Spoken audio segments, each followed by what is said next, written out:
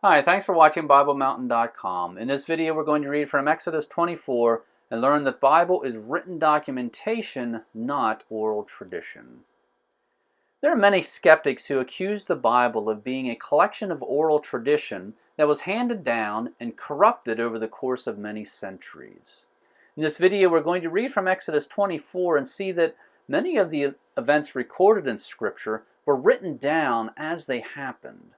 That tells us that the Bible was based on written documentation, not oral tradition, and that means that we can trust the Bible. We can trust that it is the accurate words of God. So let's get started reading Exodus 24. We'll start reading at verse 1. Remember, God has the Israelites at Mount Sinai. He is giving them the Mosaic Law. Let's start reading in verse 1. Then God said to Moses, "Come up to Yahweh, you and Aaron, Nadab and Abihu, and 70 of the elders of Israel, and you shall worship at a distance.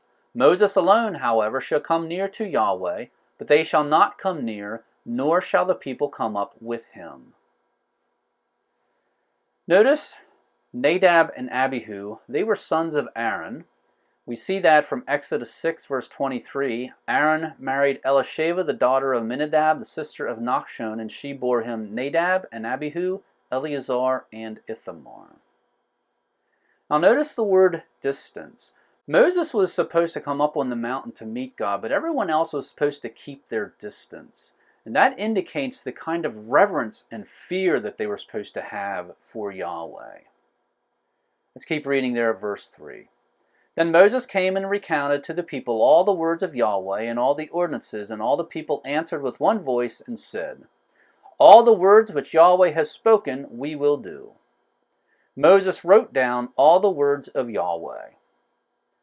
Now notice the words "wrote down." This tells us that as these events were happening, Moses was writing down what was happening. Moses wrote down the words that God gave to the Israelites. Let's keep reading there at verse 4. Moses wrote down all the words of Yahweh.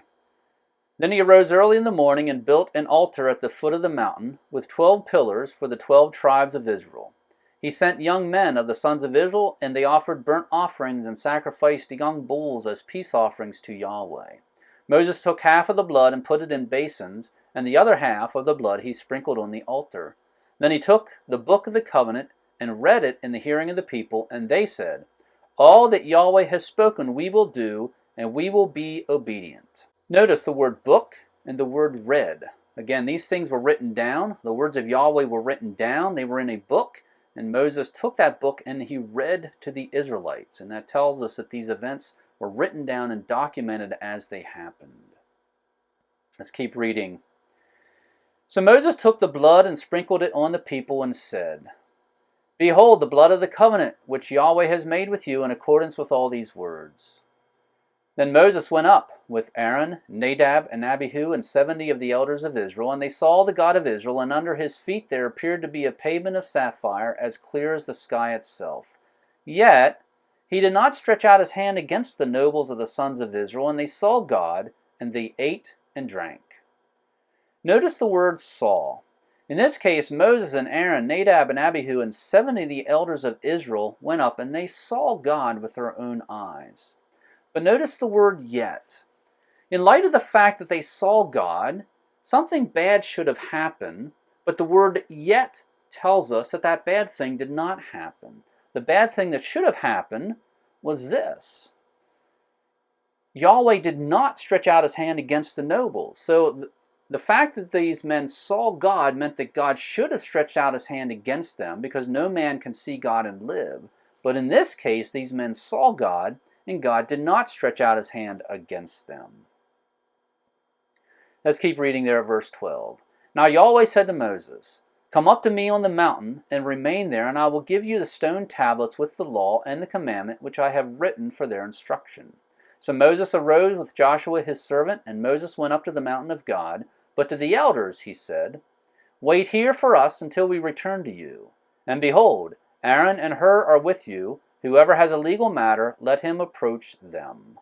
Notice a reference to the stone tablets. This was something that God wrote on, and it tells us, we see the word written.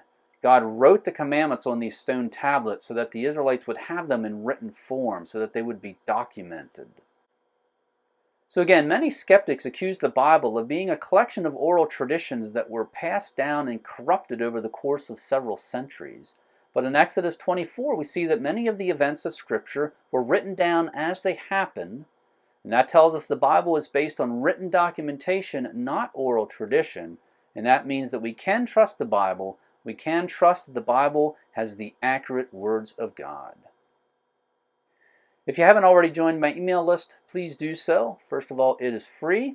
By signing up, you'll get immediate access to my free content. It'll be delivered right to your email inbox. This is the best way to make sure you don't miss out on any of my contact. In order to sign up, go to BibleMountain.com, click on follow, and there will be a place to sign up. Once again, thank you for watching BibleMountain.com.